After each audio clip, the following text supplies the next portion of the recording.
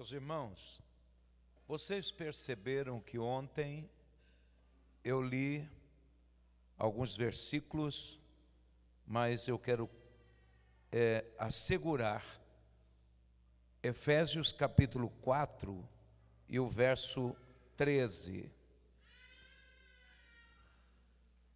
O irmão pode abrir a sua Bíblia e depois a apostila. Vamos ler assentado como vocês estão. Diz assim: até que todos cheguemos à unidade da fé e ao conhecimento do Filho de Deus, a varão perfeito, à medida da estatura completa de Cristo. Amém. Alguém de vocês aqui tem a Bíblia pentecostal? Você está usando ela? O irmão lá está usando, mais alguém? O irmão também. O comentarista da Bíblia pentecostal, ele traz uma interpretação muito bonita e profunda sobre este verso.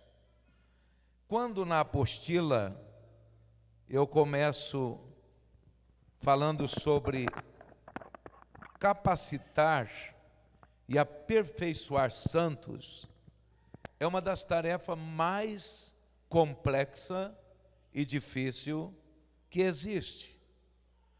Você melhorar alguma coisa que está estragada, melhorar ou reformar alguma coisa que você viu que já está desgastada, não é tão difícil.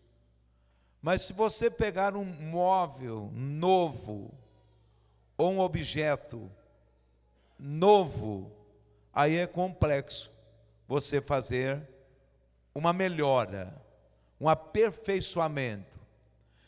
E aqui está dizendo aperfeiçoar santos. Será que santos precisa ser aperfeiçoado? Será que um crente salvo, santo, santificado, purificado, precisa ser melhorado?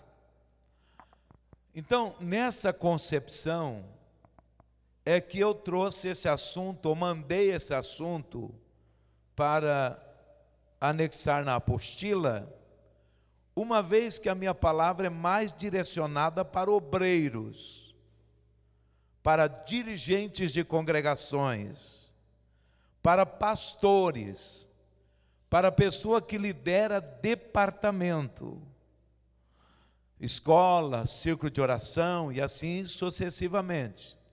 Então vocês vão ver que a apostila, ela fala um pouco mais forte da nossa responsabilidade como pastor, trabalhar para melhorar, para agregar, para conduzir os salvos cada dia mais salvos e estar na unidade da fé, o que não é fácil. É uma tarefa difícil.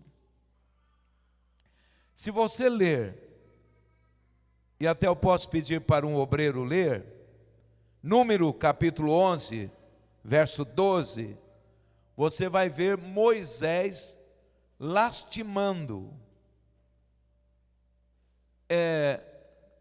pela responsabilidade que Deus deu a ele para conduzir o povo de Israel.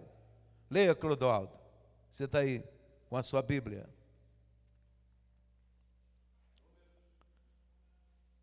Onze, 12.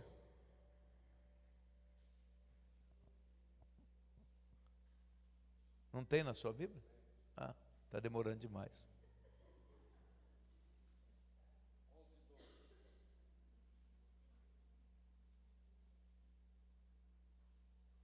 Concebi eu, porventura, Senhor, eu concebi, ou criei, ou dei cria desse povo.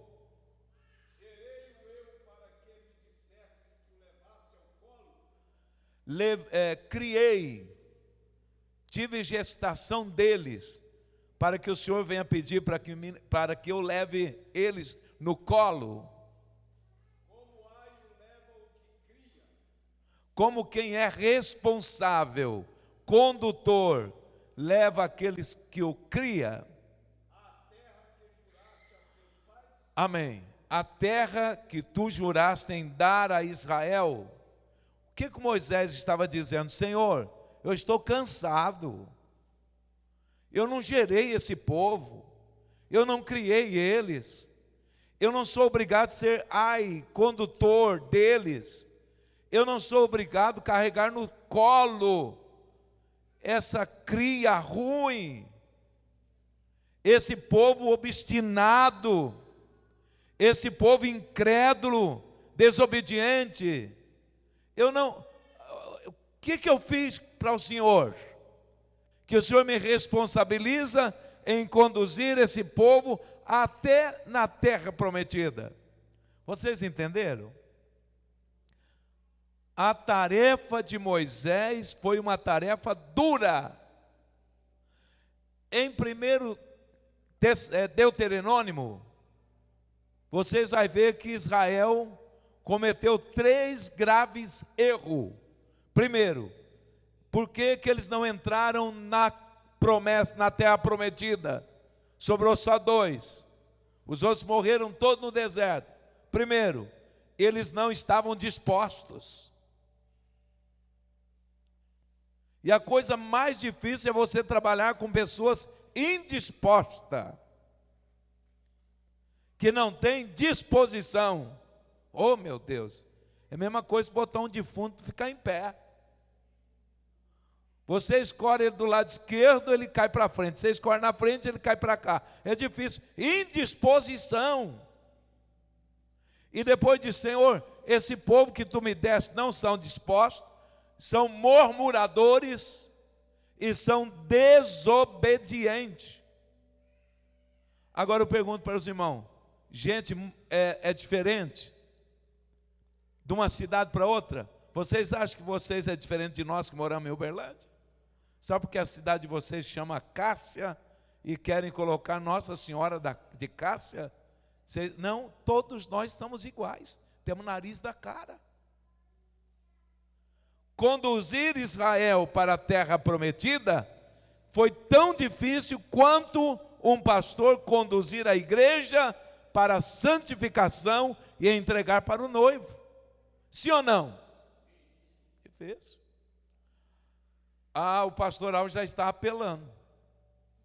Também, quantos anos que ele vem carregando igreja, já está enfadado, está estressado. Não. Eu tenho prazer e sinto muito prazer de exercer o pastorado que Deus me deu. Mas está difícil demais. O que tem de crente birrento, não está disposto a entrar no céu. O que tem de crente incrédulo, não crê na palavra. O que tem de crente desobediente. Há poucos tempos uma moça, não é qualquer pessoa não, filha de crente, levou um namorado para me apresentar. Pastor, esse é um namorado que eu achei. Então estava perdido. E vou casar com ele. Olhei a menina, uns 17 anos, o camarada um barbado de uns 40 anos, e quero que o senhor faça o nosso casamento na igreja. E o senhor sabe que agora é lei. E se não fizer, a justiça me dá todo o direito. E essas são as pessoas que nós estamos pastoreando. Mas é tudo assim, pastoral? Não é tudo, mas tem muito.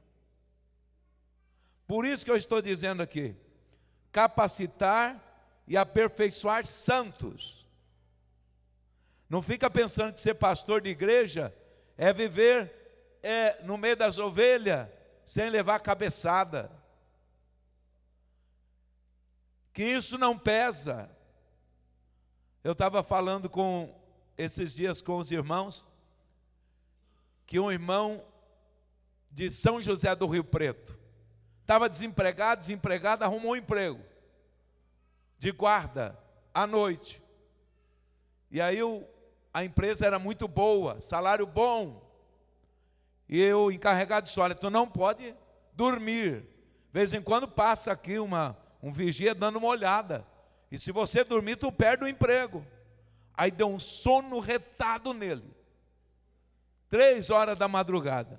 Ele disse: gente do céu, eu preciso conversar com alguém. E com quem que eu vou conversar que não vai fazer nada amanhã? Que eu conversando, o sono vai embora. Falei: o pastor. Aí ligou para o pastor José Perozinho. 4 horas da madrugada. Alô, pastor. Ô, irmão, o que foi? A gente assusta. Alguma coisa? Não. É que eu estou num novo emprego e me deu um sono tremendo. E eu não quero perder o emprego. Então estou ligando para o senhor para nós conversar, porque amanhã o senhor não tem que fazer nada.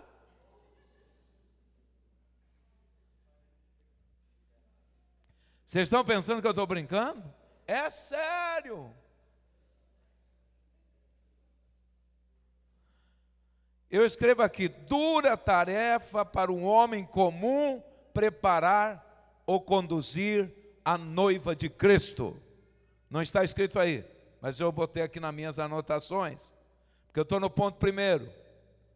A complexidade de colocar pessoas de tão diferente natureza debaixo do mesmo guarda-chuva de Deus, só a misericórdia do Senhor.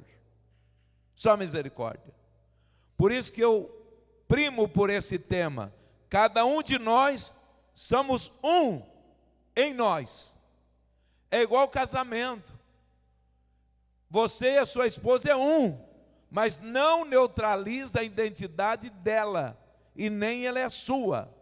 Eu sou casado com uma mulher há 53 anos, nós somos uma só carne, mas a natureza dela é dela, a minha é minha, a identidade dela é dela, a minha é minha. E alguém até diz que quando o casal dá muito bem, fica muitos anos casado, acaba no fim um parece com o outro. Eu até agora não tive jeito, porque a minha esposa é japonesa, eu tenho cara de japonês? Não tem. Então, é duro neutralizar a minha natureza, o meu querer, o meu capricho, as minhas aptidões, para nós estarmos juntos. E aí o pastor paga um preço caro, se realmente ele é um homem que tem chamado e preocupa em conduzir o rebanho nos caminhos do Senhor. Agora, se é um mercenário, se é um desocupado, se é uma pessoa que quer só um salário, um pedaço de pão para ser pastor, ele diz assim: o rebanho que se dane. Eu quero ter um grupo de pessoas ao meu redor e ter o final do mês o meu salário para comprar ou assumir minhas despesas. Mas quem hoje tem responsabilidade de conduzir o rebanho com santidade, com pureza, na palavra, no contexto bíblico, na unidade da fé, está pagando um preço muito caro. Porque tem opção para tudo quanto é lado. E tem convite para todo lado: vem para cá, que aqui nós já te consagramos a pastor, a pastora. Mas o céu não é assim, irmão. O caminho para o céu é coisa séria. Eu tenho que voltar ainda hoje, tem um casamento amanhã, e eu não quero delongar muito, mas eu quero pelo menos dar uma olhadinha aqui na minha apostila. Eu escrevo aqui, o versículo diz: aperfeiçoar santos. Crente, é uma tarefa difícil para fazer sozinho.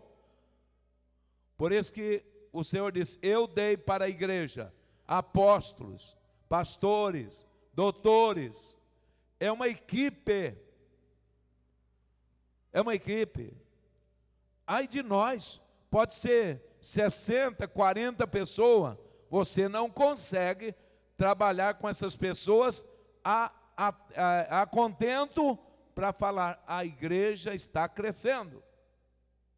É necessário cooperadores, diáconos, presbíteros, evangelistas, as pessoas que assessoram, e aí sim, esse grupo tem que ser o exemplo da verdadeira unidade.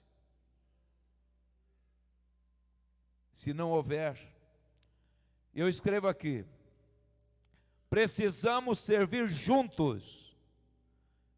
Pessoas podem ser até diferentes, mas a unidade vai além da intelectualidade, do conhecimento bíblico. É como disse o irmão, nós podemos estar separados, mas é o que disse Paulo em Filipenses capítulo 4 e o verso 8.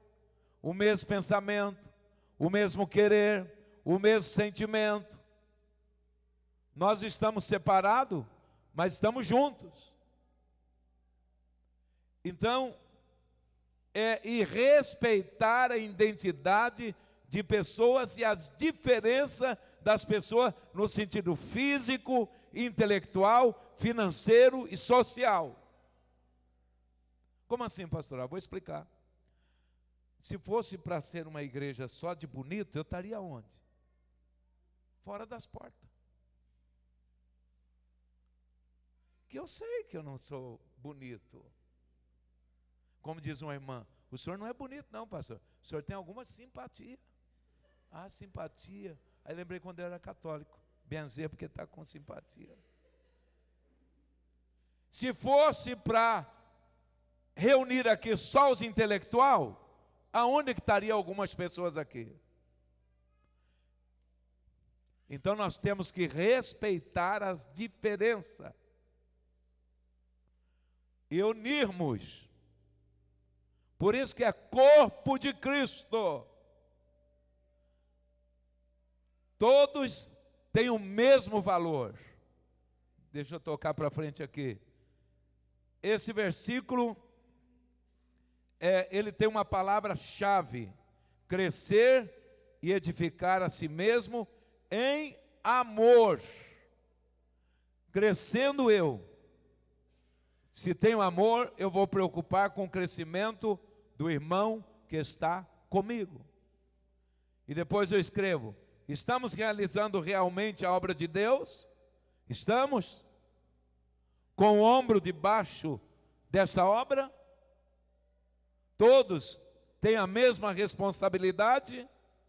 E vou lhe dizer uma coisa, Deus é tão justo, que se eu ganhasse 50 mil por mês, e trouxesse aqui um dízimo de 5 mil para o pastor, o outro ganhasse a aposentadoria e trouxesse o dízimo para o Senhor, o valor é o mesmo.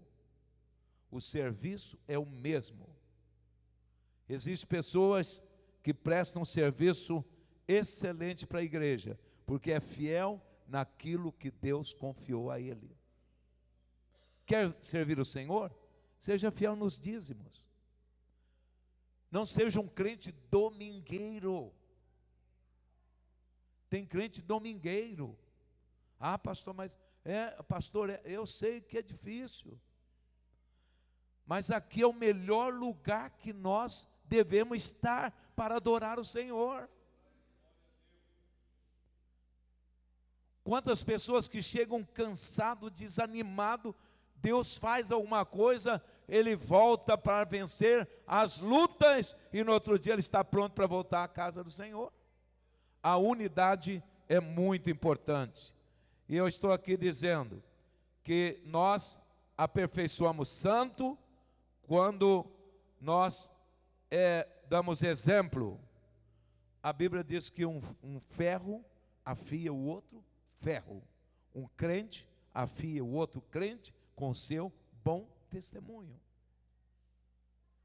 Então, edificar através do seu testemunho, edificar através do seu serviço, edificar amando e edificar-se com sacrifício.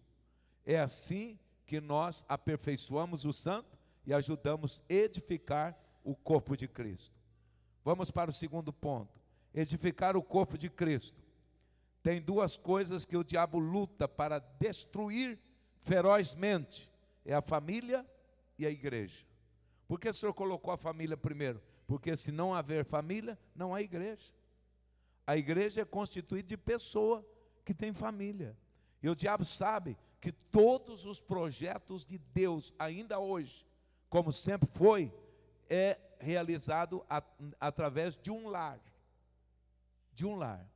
Raríssima vez alguém veio e entrou na obra do Senhor que não teve descendente. Quem foi? Você lembra? Melquisedeque? Quem mais? As outras obras e planos e projetos de Deus, todos foram nascidos através de um lar. Moisés tinha um lar, Elias tinha família, próprio Jesus, que é o maior plano de Deus para o mundo, nasceu num lar. Então por isso que o diabo quer destruir a família.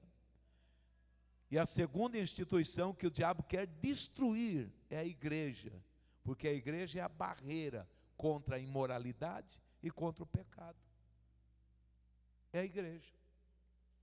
E Paulo chama a igreja coluna da verdade. E eu escrevo aqui, como é árdua essa tarefa de cuidar do corpo de Cristo, da noiva do Senhor. Lá em 2 Coríntios capítulo 1, verso 1 ao verso 3, Paulo fala que o diabo, assim como ele destruiu a inocência e a simplicidade de Eva, ele trabalha noite e dia para tirar a simplicidade de Cristo do nosso coração. Eu acho esse versículo muito bonito. A simplicidade. Na igreja, irmão, não tem nada difícil demais que o mais pobre e o mais simples não possa inserir nela e realizar a obra. Tem. Eu tenho um filho que alguns aqui conhecem ele, fez 50 anos, ele é especial, muito amoroso, e ele não está excluído do corpo de Cristo. Ele está inserido no corpo de Cristo. E ele já fez coisas que gente sábio, inteligente, cheio de diploma, não consegue fazer. E ele faz. Ele uma vez livrou uma mulher de morrer suicidada. Ela ia suicidar. Vou na igreja, ela era filha de crente, não da nossa igreja, uma outra denominação. Ela foi no culto de terça-feira e disse: eu vou hoje ouvir o pastor pela última vez. Eu era pastor auxiliar desta igreja. Eu vou ouvir o coral pela última vez, porque depois eu vou me suicidar. Quando ela chegou, meu menino ainda era novo, ele tinha dificuldade de andar. Então minha esposa sempre ficava ao lado dele. E ela entrou, sentou uns bancos atrás, e ela mesmo confabulando com ela. Olha aqui, eu cheguei aqui, ninguém sorriu para mim. Eu entrei aqui, ninguém olhou para mim. Você sabe que tem hora que fazemos isso na igreja? Tem hora que fazemos isso. Pessoa senta perto de nós, nós nem olhamos, sorrimos. E um sorriso é uma chave impressionante. E meu menino tem os dentes todos descompostos, tortos. Faz um tratamento bom, mas não posso botar aparelho porque ele não suporta. Aí ele olhou para trás e deu um sorriso para ela. Ele sorriu para ela. Quando ele sorriu para ela, ela disse que viu palavras saindo escrito. Você diz que ninguém te ama, mas Jesus te ama e eu também. Ela disse: meu Deus, o que é isso? Aí ela ficou até o final do culto, que ela não ia ficar. Ficou até o final do culto. Foi lá e perguntou para minha esposa: é seu filho, irmã? É meu filho. Como é que ele chama? Deiso. Ai, que amor. Eu posso vir aqui no próximo culto e trazer uma caixinha de bombom para ele? Pode. Aí levou a caixinha de bombom. Ela até hoje está viva, mora em Uberlândia, está crente, é professora e vez em quando ainda manda uma caixinha de bombom para o Deis. Servir a igreja não é dever somente de quem tem responsabilidade para fazer as coisas dentro da igreja. Uma das coisas que nós mais poderíamos fazer e deixamos de fazer é evangelizar e convidar as pessoas para vir à casa de Deus. Isso é problema do pastor, a gente até terceiriza. Aí um dia, o meu filho gosta muito de ficar na igreja. Ele vai 9 horas, a gente leva marmita para ele, o Clodoaldo é um dos que leva comida, mora lá perto de casa, busca ele só às 5, 5:30. E um dia eu quis levar ele mais cedo para casa. Por quê? Porque eu tinha que preparar para o culto. E ele não quis entrar no carro de jeito nenhum. Eu tentei, e eu tenho toda a minha manobra, eu consigo muita coisa com ele, mas naquele dia, aí eu disse, entra meu filho, entra, e forcei para ele entrar. E quando ele virou as costas, minhas unhas deixou sinal nas costas dele. E nós é que damos banho.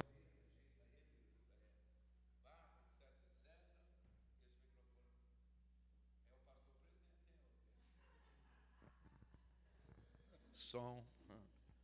Tá bom, meu filho, pode ficar sentado. Pastor presidente é igualzinho aos diáconos da igreja, né?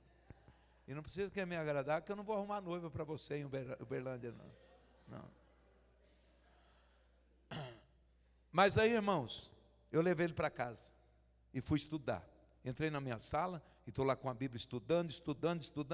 Parece que a Bíblia virou um bloco de cimento. E eu procurando uma mensagem loucamente, procurando, e a gente sabe que tem dia que não é fácil, mas naquele dia eu não consegui de jeito nenhum. E chegou a tarde, minha esposa foi trocar ele, dar banho nele, trocar, levou lá na sala que eu estava estudando, disse, Álvaro, parece que tentaram agarrar o Deis, que ele está com risco nas costas. Eu tenho as unhas duras, irmão. Se eu mandasse na barriga de um furo, hein? É dura e cresce. E cresce. Minha esposa fala, lava a louça para mim que não cresce. Falei, eu quero que ela cresça. E cresce. E eu falei, bem, me desculpa, foi sem querer, eu unhei ele. Então tá bom, passa um creme aí, beleza. Aí, tá bom, a Tomico foi. Aí Deus disse assim, se tu não pedir perdão para o seu filho, eu não abro a porta da palavra para você, jamais. Mas é filho meu. É um homem simples. É um menino deficiente, especial. Para alguns é tantã. Aí eu fiquei lendo a Bíblia e questionando Deus, mas ele é meu filho.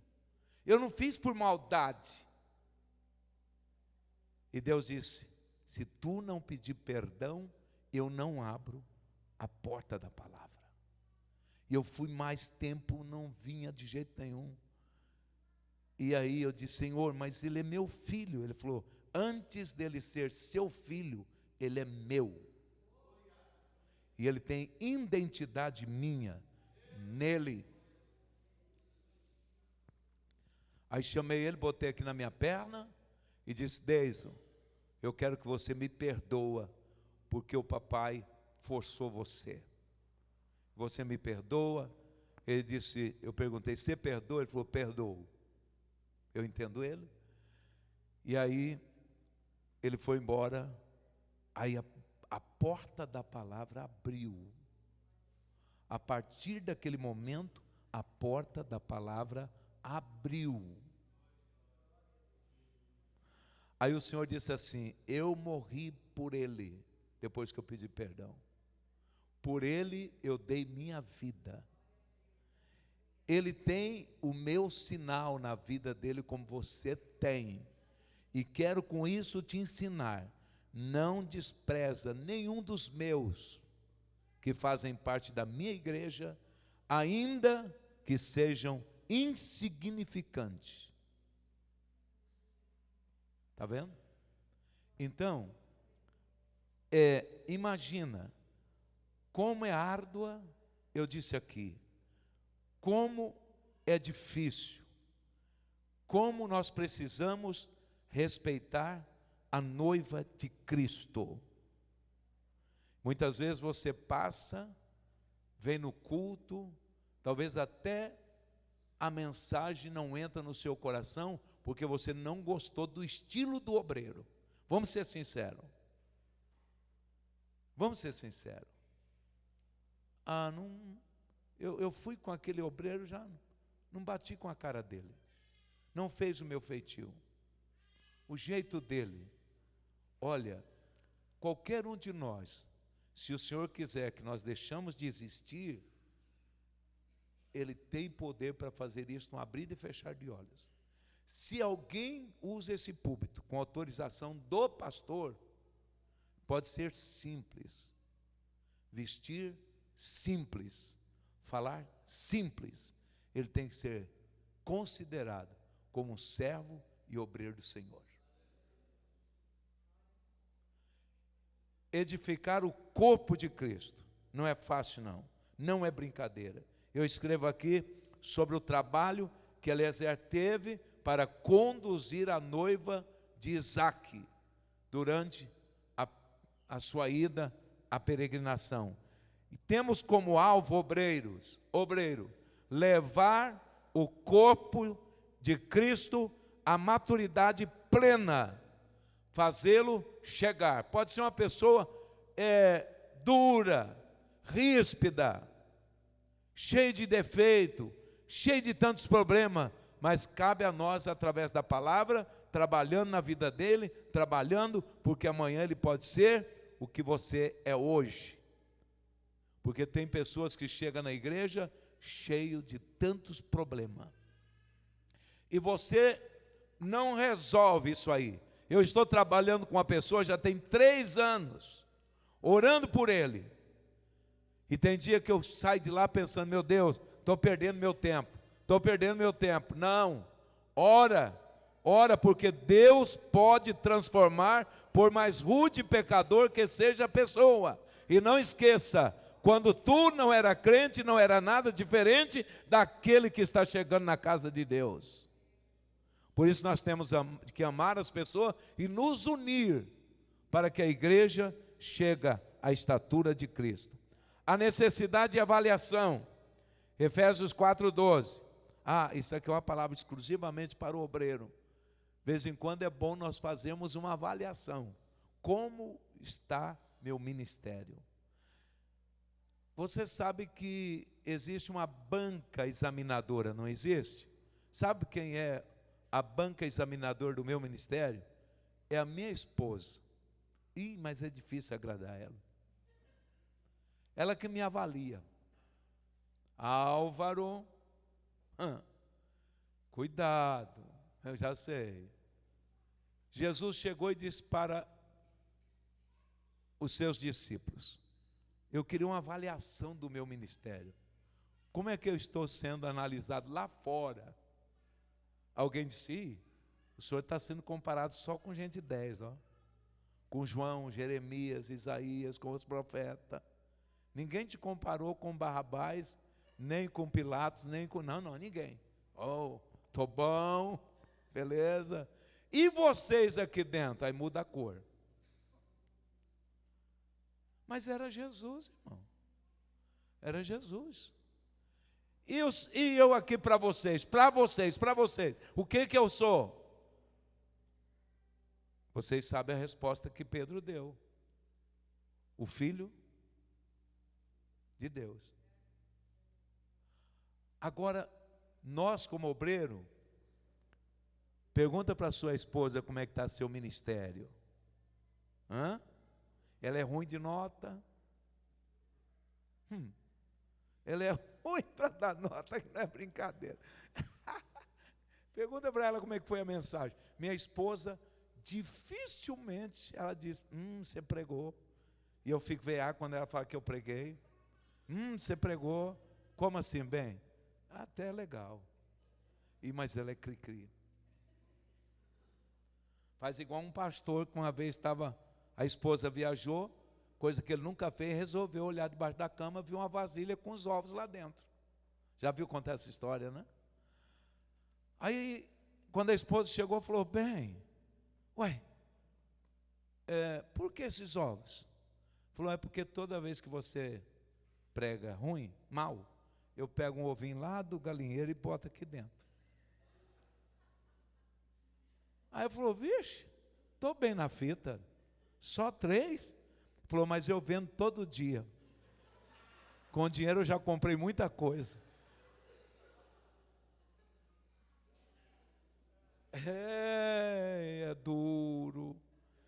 Eu tenho uma placa lá na minha casa que um amigo meu me deu, o pastor Miltamar, que é muito amigo dele, uma frase: a vida é dura, tá? Mas Deus é fiel e o céu é real. Mas que a vida de pastor não é brincadeira, não. É dura. E aqui, Jesus, ele fez uma análise. Nós temos que fazer uma análise, e eu coloquei que nossa esposa são fundamentais. São pessoas que a crítica é construtiva. Tá? Obreiros. Porque a gente não é. Chega na igreja, encontra uma irmã, ô irmã, que benção, tal. Quando chega em casa, está pronta com medo? Nem sequer cumprimenta a esposa. Então o obreiro precisa ter muito cuidado, porque o inimigo está à espreita. E eu escrevo aqui, o que estou ensinando tem conteúdo bíblico, tem qualidade de assunto, tem apoio na Bíblia, tem simplicidade, apelo e compromisso? Porque, irmão, hoje, muitos pregadores, que eu não gosto de estar fazendo essa comparação, já não estão fundamentando a mensagem na Bíblia Sagrada. É muito fácil, você digita no computador, na internet, você escolhe a mensagem que você quer. Aí você tira, mas aqui, essa palavra que tem que ser dada aqui, é como fazer um pão. É como fazer um pão. Você amassa, busca, vai na oração, molha com lágrima, passa pelo forno da prova, da tribulação. Pode ser uma palavra simples, a igreja come e fica satisfeita. Viu, obreiro? Não precisa ter muito diploma, não. Não precisa preocupar com isso. É bom ter teologia. É bom fazer curso. Eu já fiz muito. Mas eu não deixo jamais de me debruçar sobre a palavra de Deus, porque é aqui que tem o alimento. Tenho preocupado com o resultado? Eu escrevo aqui, o obreiro não precisa ser versátil. Não se mede um obreiro pela quantidade de pessoas que batizaram naquele mês ou naquele ano. Tem outras regras que se mede. Porém, a igreja não pode ficar estagnada. O que Deus me deu, eu fiz crescer. Tem obreiro, irmão, que nada cresce na mão dele. Nem aquilo que Deus dá para ele secularmente. Ele não preocupa, não documenta, não zela, não procura as oportunidades. Quando eu abracei o ministério, que foi uma coisa muito difícil para mim, eu não abracei para ficar rico, mas também não abracei para ficar na miséria. O Senhor usou um irmão, alguém pode dizer que foi até o diabo, usou um irmão numa cidade chamada Tupaciguara, e me deu um terreno. Só que o terreno era todo enrolado, só não era roubado. Aí ele me levou no cartório para passar um documento. Todo ano esse terreno para o pastor. Não é para a igreja, não. É para o pastor. Aí o dono do cartório conhecia muito ele e não me conhecia muito bem. Falou, esse homem aqui é seu, pastor? Ué, mas os crentes não amam os seus líderes, não? Não amam os seus pastores? Você tem coragem de dar uma desgraça dessa para o pastor? Ninguém desenrola esse trem. Aí ele falou uma coisa que bateu de frente com o homem e me deu esperança. Disse, na mão desse homem as coisas funcionam. E sabe o que acontece? Consegui o terreno. Estruturei o terreno. Aí depois vendi esse terreno, comprei um terreninho num bairro muito distante do centro de Uberlândia, paguei 9 mil no terreno, daí a pouquinho o terreno já estava 20, 30, 40, 50. Você ora, as coisas produzem. Então, as coisas também na mão do obreiro precisa produzir. Que tristeza você pegar, liderar uma escola bíblica dominical e você entregar para o pastor, dizendo, pastor, está aqui, alguns nem entregam, desaparecem e as coisas não funcionou. Aqui eu estou dizendo, tenha preocupação com o resultado. Sim, com o resultado. Jesus, ele sempre preocupou que as coisas prosperassem. Agora vamos na outra página, para encerrar. Prática que precisa ser revista. Obreiro, eu não vou falar sobre isso. Só ler. Desenvolver relacionamento verdadeiro, desinteressado, confiável e não trair ninguém. Desenvolva, viu, obreiro? Relacionamento saudável, relacionamento com Deus, com a família, com os companheiros, com a igreja e com os de fora. Não é porque você não é crente, você não pode ter um relacionamento com as pessoas de fora. Eu tenho um amigo lá, ele não é crente, já falei de Jesus para ele, não é crente, e ele, quando eu pareço lá para comprar alguma coisa, ele fala, nossa senhora, quem está vindo aqui? Eu falei, mas que história é essa? Ô pastor, eu esqueci, pelo amor de Deus. Ele chega a clamar pela Nossa Senhora, a minha presença lá. Relacionamento. Porque é crente? Não, tem que ter relacionamento. Eu me relaciono bem com o doutor Mário Gruvinel, que é meu médico, e é ateu. É ateu. Ele diz que sente bem quando eu estou lá, que eu faço oração. Eu falo, vou orar. Ele falou, você sabe que eu não creio em Deus, mas eu vou orar. A sua escrivaninha crê, eu brinco com ele, né? A sua caneta crê, eu não creio. A gente tem que fazer, relacionar. Agora, com os de casa, melhor ainda. Relacionar é muito importante. Obreiro, desenvolver um caráter firme. A Bíblia nos mostra homem de caráter firme. Jó, Abraão, José. Desenvolver exemplo. Paulo diz, na palavra, no proceder, no amor, no espírito, na fé e na pureza. Ser pessoa exemplar. Não cansa de ser exemplo, ainda que muita gente são mau exemplo e parece que estão dando bem. Quantos pastores aí que estão fazendo loucura, dando mau exemplo, e sai bem, precisa de ver, e muitas vezes está no auge, aí você fala, não compensa, porque, não, ainda que o mundo transtorne, ainda que alguém caia, ainda que alguém escandaliza, mas você, com seu exemplo, salvará muitas pessoas. Se salvar a tua família, já é algo precioso. É algo precioso. Cuidado que o obreiro precisa ter.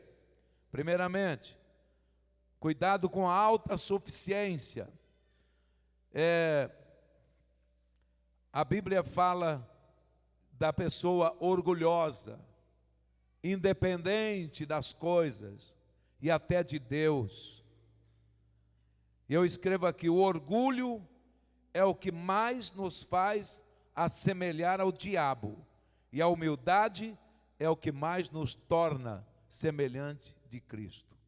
Quando eu sou orgulhoso, eu estou me assemelhando ao diabo, e quando eu procuro a humildade, eu estou me assemelhando a Cristo. Cuidado com o isolamento. Não é bom o obreiro se isolar. David disse uma coisa aqui muito importante. Ai, meu Senhor, Tem veneno na panela. Ainda bem que tinha lá um obreiro para dizer o que ele deveria fazer. Existem umas passagens, umas coisinhas desse tamanho. Quando os filhos dos profetas viram que a casa do profeta estava pequena e falaram com Elias: olha, o lugar que nós habitamos é muito pequeno, nós queríamos aumentar esse lugar aqui, podemos? Eliseu disse: pode. Aí eles saíram, de repente um falou: opa, espera aí, vamos convidar o profeta para estar junto conosco. O senhor pode ir conosco? Tem condições de ir? O profeta disse: eu vou. Quando chegou lá, eles estavam cortando a madeira, caiu o machado na água, aí ele gritou: ai meu senhor, o machado não era meu, era emprestado. É sempre bom estar perto de alguém que é crente e tem intimidade com Deus para nos ajudar. Assim como o profeta diz: coloca farinha, aumenta a farinha, que o poder do veneno desaparece. Assim como o profeta diz: põe uma vara, agita ela sobre as águas, agitou e o machado flutuou. Cuidado com isolamento. Não é bom você isolar, ficar chocando você mesmo, os seus dissabores, o seu problema. Procura relacionar com pessoas confiáveis. Cuidado com a sua finança. Muitas vezes a diferença de um para o outro não é quanto ele ganha, mas como ele administra os seus negócios. Hoje é perigoso o crédito fácil, um obreiro dever é horroroso. Eu ouso dizer que a questão financeira na vida de um obreiro é tão perigosa tanto quanto a questão moral. E cuidado com o seu temperamento. Eu conheci um obreiro e ele tinha um temperamento terrível em relação de ter prazer de espalhar as notícias ruins. Ele chegava, viajava, ele mudou de Brasília para Uberlândia, ele chegava, viajava: pastor Álvaro, eu estive em tal lugar, assim, assim, assim, lá está desse jeito. Eu falei: irmão, nós aqui em Uberlândia não temos esse costume de ficar trazendo notícias ruins.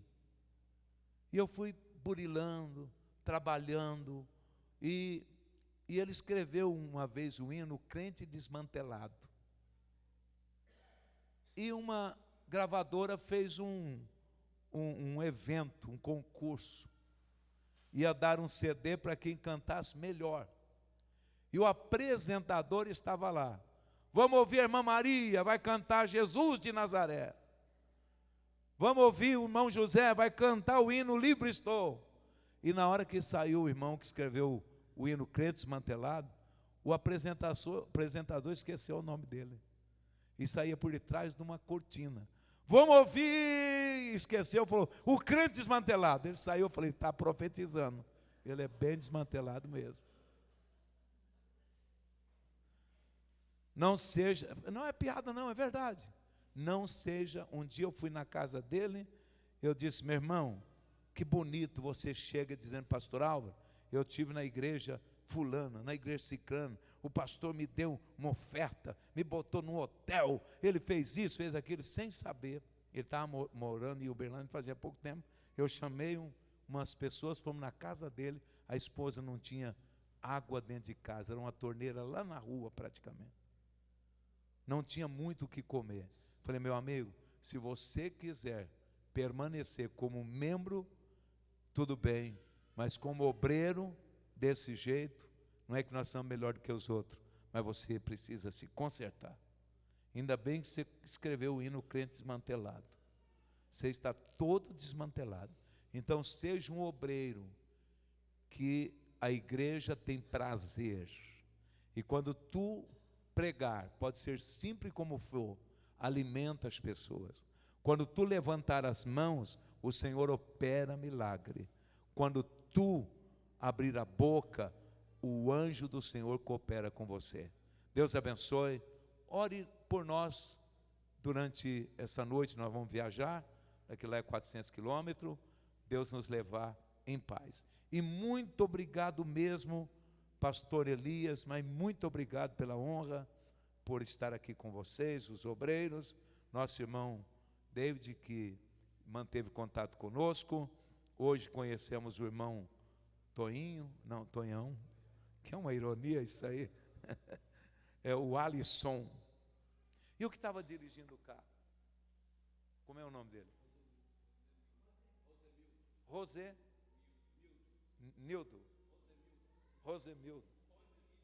Ah, não sei, vocês dois falam, cada um fala o nome. Eu não vou chamar de Rose, Rose, não. Deus abençoe, querido.